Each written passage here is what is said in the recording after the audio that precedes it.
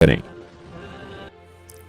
فقال الملأ ہاں قال یا قومی ارأیتم ان کنت علی بینۃ من ربی. نوح علیہ السلام نے جواب میں کیا کہا کہ اے میری قوم اگر میں واضح دلیل پر ہوں, میری بات کو دیکھو, یہ نہ دیکھو کہ مجھے فالو غریب کر رہا ہے یا امیر, میں رب پر وآتانی رحمۃ من عنده فعمیت علیکم انلزمکموها وانتم لها کارہون ویا قوم لا اسألکم علیہ مالا.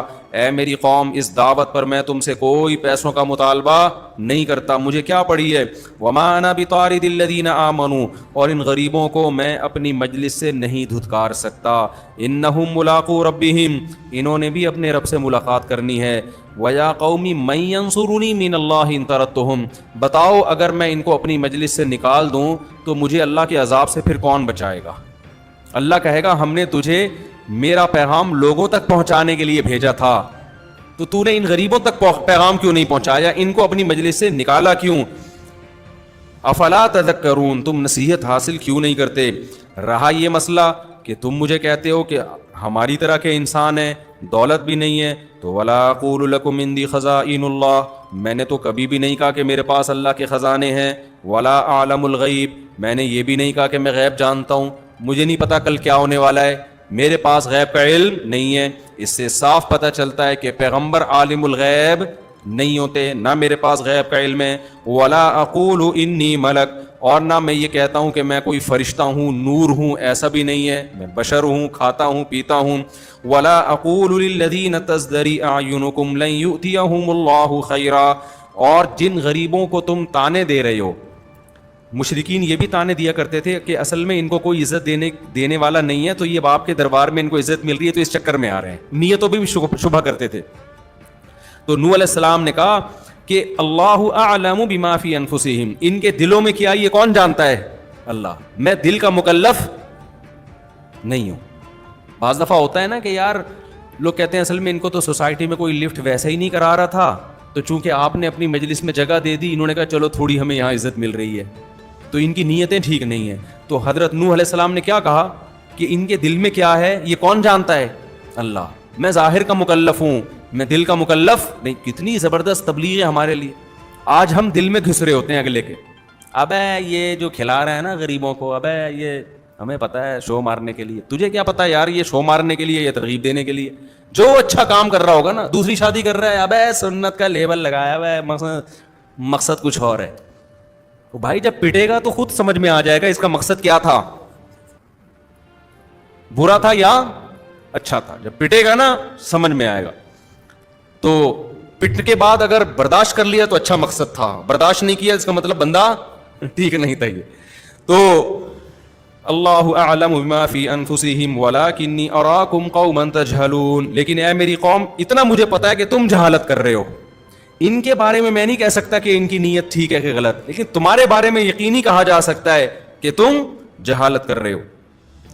قرآن کہتا ہے 950 سال کم نہیں ہوتا, دن میں رات میں نوح علیہ السلام پکارتے رہے, سمجھاتے رہے, آ جاؤ اللہ کی طرف, چھوڑ دو اس شرک کو, مان لو اس اللہ کی.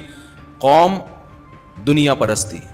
قوم کے مسائل کیا ہوتے ہیں, پیٹرول سستا ہو جائے, آٹا سستا ہو جائے, پیٹ بھر جائے, سکون کی زندگی ملے, اللہ سے کوئی واسطہ نہیں. تو قوم بڑے سکون میں تھی, بارشیں آسمان سے برس رہی تھیں, زمین سے نباتات اگ رہے تھے, فصلیں لہلہا رہی تھیں, مسائل ان لوگوں کے حل تھے.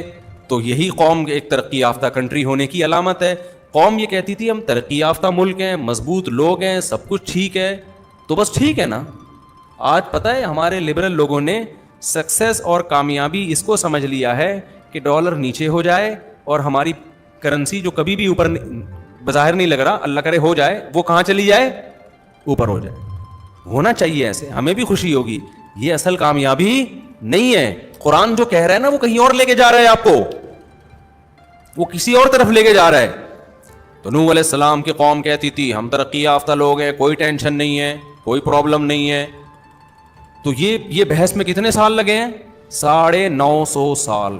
لوگ کہتے ہیں نا اگر اللہ ان نافرمانوں سے ناراض ہے تو تباہ کیوں نہیں کر دیتا. بھائی اللہ ہماری طرح جلد باز نہیں ہے, حلیم ہے, بردبار ہے, وہ ہماری طرح نہیں ہے.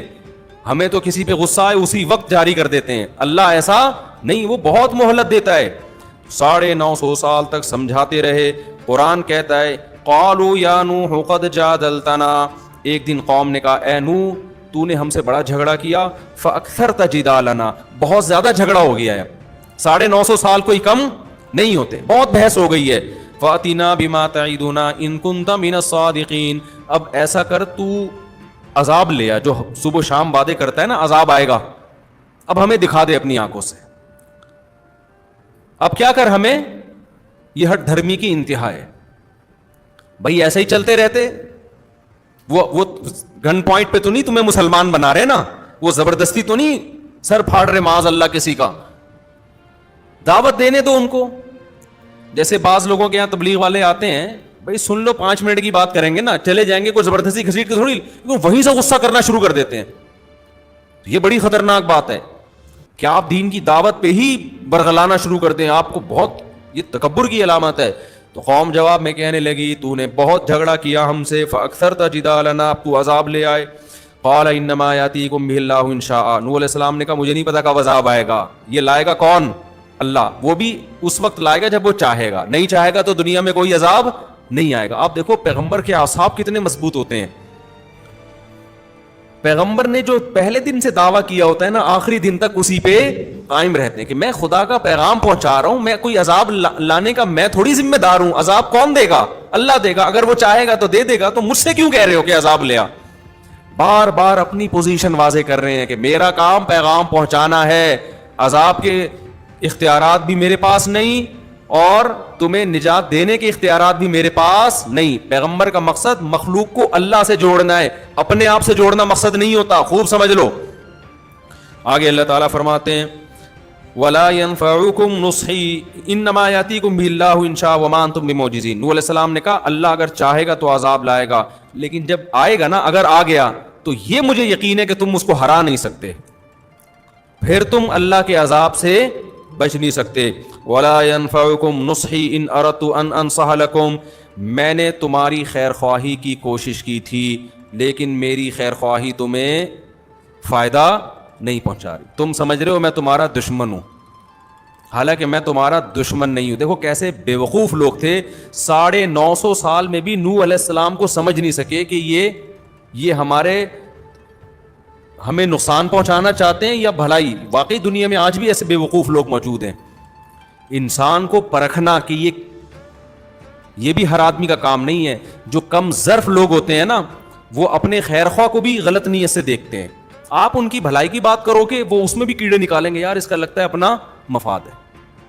یہ ہم نے بھی دیکھے ہیں دنیا میں ایسے لوگ. آپ اس کے لیے کر کر کے تھک جاؤ گے, وہ پھر بھی وہم میں رہے گا کہ یار پتہ نہیں اس کا کوئی مفاد تو نہیں ہے. تو ظرف تھوڑا کیا ہونا چاہیے, بڑا.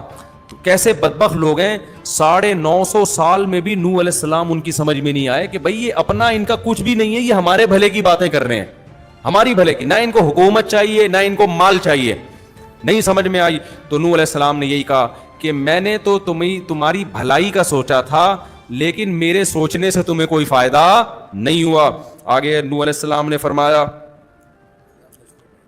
ہے, ہاں 10 منٹ رہ گئے نا بس. نوح علیہ السلام نے تو 950 سال میں فرمایا تھا جو بھی فرمایا تھا, میں 10 منٹ میں فرما رہا ہوں. وَأُوحِيَ إِلَى نُوحٍ أَنَّهُ لَن يُؤْمِنَ مِن قَوْمِكَ إِلَّا مَن قَدْ آمَنَ. جب یہاں تک نوبت پہنچی ہے, اللہ کہتے ہیں نوح کو وحی کی گئی کہ اب مزید کوئی شخص بھی ایمان نہیں لائے گا. آپ دیکھو اللہ کا بھی ظرف دیکھو. اللہ نے 950 سال تک عذاب کو اس لیے ڈیلے کیا کہ اللہ کو پتا تھا کہ فلاں 500 سال کے بعد ایمان لائے گا, فلاں 600 سال کے بعد لائے گا, فلاں 700 سال کے بعد, جو آج اتنی دشمنی پر ہے لیکن اس میں کچھ نہ کچھ ایمان کی رمق ہے. اللہ کے علم میں تو تھی بات کہ اب مزید کوئی شخص ایمان نہیں لے کر آئے گا. 40 50 یا 80 لوگ جو لانے تھے وہ لے آئے. اللہ نے بھی کوشش کی نا انسانوں کو بچانے کی. بھائی ہونا تو یہ چاہیے تھا جو شروع کے 50 سال میں نہیں ایمان لایا, بس 50 سال میں جب بات سمجھ میں نہیں آئی تو ہلاک کر دو سب کو. لیکن اللہ کا حلم کتنا ہے, مہلت دیتے دیتے دیتے دیتے اللہ نے تباہ کرنے کا ارادہ اس وقت کیا جب اللہ کے علم میں یہ بات تھی کہ اب مزید کوئی بھی ایمان نہیں لائے گا. یہ بات اسلام میں بھی ہوئی ہے. نبی صلی اللہ علیہ وسلم نے مشرکین مکہ کے خلاف بد دعائیں شروع کی نا جب انہوں نے ظلم کیا, تو اللہ نے کہا کہ آپ بد دعا نہ کریں, ان میں بہت سے ایسے ہیں جن کو اللہ توبہ کی توفیق دے گا, وہ آپ کے دستے بازو بنیں گے. ابھی تو دشمن ہیں, کل دوست بننے والے ہیں. پھر نبی نے بد دعا کرنا چھوڑ دی ان کے لیے. تو بعض دفعہ ایسا ہوتا ہے کہ بڑا سخت ہوتا ہے, لیکن اللہ کے علم میں ہے کہ یہ آ جائے گا اس طرف. تو اب کیا ہوا کہ جب سب مایوسی ہو گئی تو اللہ تعالیٰ فرماتے ہیں جب مایوسی ہو گئی تو پھر نوح علیہ السلام نے خود بد دعا کی کہ اے اللہ اگر ان میں کوئی بھی ایمان نہیں لے کر آئے گا, اب اس کا فائدہ کیا, اس کا نقصان کیا ان کو زندہ رکھنے کا. دو نقصان ہیں. نمبر ایک, جو ایمان لانے والے لوگ ہیں نا, یہ ان کو بھی ورغلائیں گے یہ لوگ, ان کے بھی پھسلنے کا اندیشہ ہے. نمبر دو, ولا یریدو الا فاجرا کفارا, ان کے جو اولادیں ہوں گی وہ بھی انہی جیسے کافر پیدا ہوں گے, جہنم کی آگ میں جانے کے لیے پیدا ہوں گے. ان پر بھی رحم کا تقاضا یہ کہ ان کی نسل کو یہیں پر ختم کر دے. تو پیغمبر کا بھی حوصلہ ہے, برداشت ہے, بد دعا نہیں کر رہے 950 سال میں, کی بھی اس وقت ہے کہ جب دو آپشن آ گئے, بھئی یا تو ان کو تباہ کر دیا جائے یا اپنے ایمان والوں کو آزمائش میں ڈال دیا جائے. تو پہلے تو اپنے ایمان والوں کو بچانا ہے نا, ان کے بچانے کے لیے ان کا برباد ہونا ضروری تھا. اس سے پتہ چلتا ہے کہ دو بڑی مصیبتوں میں سے ہمیشہ چھوٹی مصیبت کو اختیار کر لینا چاہیے تاکہ بڑی مصیبت سے حفاظت ہو جائے. آج بہت سے لوگ اتنے میٹھے بن جاتے ہیں کسی کے خلاف کچھ کرنا ہی نہیں ہے. بھائی کچھ نہ کر کے اس سے بڑا آپ کے خلاف ہو رہا ہوتا ہے پھر, ٹھیک ہے نا. تو ایسے موقع پہ بد دعا کرنی چاہیے. یہ بد دعا موسیٰ علیہ السلام سے بھی ثابت ہے. ایک وقت کے بعد جا کے نا حضرت موسیٰ نے فرعون کے خلاف بد دعا کی تھی کہ اللہ یہ بنی اسرائیل آزمائش میں پھنس پڑ گئے ہیں اس کی وجہ سے, تو اس کو تباہ کر دے. تو یہاں پھر نوح علیہ السلام نے بد دعا کی. پھر جب بد دعا کی ہے تو اللہ تعالیٰ کی آیتیں نازل ہوئیں کہ وَاصْنَعِ الْفُلْكَ بِأَعْيُنِنَا وَوَحْيِنَا. وقت پورا ہو چکا ہے. میں پھر انشاءاللہ, پھر یہ واقعہ بڑا لمبا ہے نا, پھر یہ واقعہ انشاءاللہ پھر میں کل شروع کروں گا. تو خلاصہ یہی نکلا کہ ہر پیغمبر کی ایک ہی دعوت ہے, اللہ تعبدوا الا ایہ. دیکھو یہ جو لا الہ الا اللہ کا کلمہ ہے نا, اس کا کثرت سے ورد کرنا چاہیے. یہ بڑا جاندار کلمہ ہے. حدیث میں آتا ہے افضل الذکر لا الہ الا اللہ. سب سے بہترین ذکر کون سا ہے؟ لا الہ. کیوں؟ اس میں ایتھیس لوگوں کی بھی نفی ہے. جو ایتھیس لوگ ہیں وہ کہتے ہیں کوئی کریٹر ہے ہی نہیں. جب آپ نے کہہ دیا اللہ کے سوا کوئی معبود نہیں ہے تو آپ نے کریٹر کو مان لیا نا آپ نے, تو ان کی بھی نفی ہو گئی کہ نہیں ہم خدا کو مانتے ہیں. پھر بہت سے لوگ جو خدا کو مانتے ہیں وہ کہتے ہیں اللہ نہیں ہے کوئی اور ہے. وہ کہتے ہیں خدا ہے مگر اس کا نام اللہ نہیں ہے. ہم کہتے ہیں پھر کون ہے بھائی؟ وہ کہتے ہیں پتہ نہیں کون ہے, بس ہے, اللہ تو نہیں ہے. ہم کہتے ہیں بھائی وہ خدا جو اپنا تعارف کروا رہا ہو, جو احکام دے رہا ہو, وہ تو اللہ ہی ہے. اس نے اپنا نام کیا بتایا؟ اللہ. اس کے علاوہ کوئی اور ہے تو مارکیٹ میں آئے نا, وہ گونگا بہرا کیوں ہے؟ تو ہم اس خدا کو مانیں گے جو بولتا ہے, احکام دیتا ہے, اس کا نام اللہ ہی ہے. تمہارا والا پتہ نہیں کدھر بیٹھا ہوا ہے. تو لا الہ الا اللہ میں آپ یہ بھی اقرار کر لیتے ہیں کہ میں خود کریٹر کا قائل ہوں, اور میں اس کریٹر کا جس کو کیا کہا جاتا ہے؟ اللہ کہا جاتا ہے. یہ بھی اس نظریے کی بھی نفی ہو گئی. تیسری بات, بہت سے لوگ یہ کہتے ہیں کہ چلو ہم مان لیتے ہیں خدا ہے, وہ اللہ بھی ہے, تو کیا کریں, اب ہے تو کیا کریں بھائی, بس ہے وہ, اس کو بندوں سے کیا غرض ہے, ہم اپنی لائف گزاریں گے, لائف کو انجوائے کریں گے, ہم اس کی بات کیوں مانیں, اس کو کیا اس سے کہ کوئی میری مان کے چلے یا نہ مان کے چلے, وہ کیوں جنت جہنم میں بھیجے گا.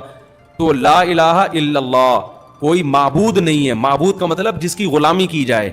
تو ہم اس میں مان رہے ہیں کہ اللہ کیا ہے؟ معبود. خالی ہم اس اللہ کے وجود کے قائل نہیں ہیں, صرف اس کے قائل نہیں کہ اس کے نام اللہ ہے, بلکہ ہم اس کے بھی قائل ہیں کہ وہ عبادت کے لائق ہے. اس کی غلامی کرنی ہے ہم نے, اس کی مان کے چلنا ہے, نماز پڑھنی ہے, زکوٰۃ دینی ہے, روزہ رکھنا ہے.